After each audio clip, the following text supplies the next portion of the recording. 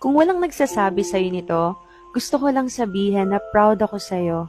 Hindi lahat nakikita yung effort na binibigay mo araw-araw, pati mga sacrifices na ginagawa mo. Hindi lahat nakikita yung mga moments na halos pasuko ka na, pero pilit ka pa din na bumabangon at nilalakasan ang loob mo.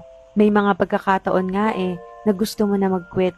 Pero proud ako sa'yo kasi iniisip mo pa rin yung dahilan kung bakit kailangan mong magtuloy-tuloy. Mahirap pero laging kinakaya, and because of that, you are stronger than before. And that makes me really proud of you. Kaya keep going and keep striving. Lahat ng ginagawa mo ngayon, maniwala ka, may malaking kapalit yan later on.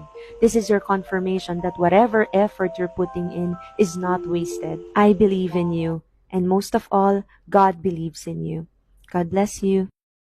Palagi niyong tandaan, matatamasa mo lang ang tagumpay kung hindi ka susuko. Huwag ka magpapa-apekto sa sasabihin ng mga nasa paligid mo kasi kahit anong gawin mo, meron at merong masasabi. Bumaba ka sa buhay, sasabihin nila naging pabaya ka. Umangat ka sa buhay, sasabihin nila naging mayabang ka. Walang lusot, meron at merong masasabi ang mga tao sa atin. Kaya kung ano yung gusto nating gawin, hanggat alam natin hindi masama yun, gawin natin ang gawin. Alam nyo, mga tao, walang pakialamin sa proseso kung paano nyo ginawa, paano nyo tinrabaho. Mukhang ewan ka talaga para sa mga yan sa umpisa. Ang gusto makita lang ng mga tao palagi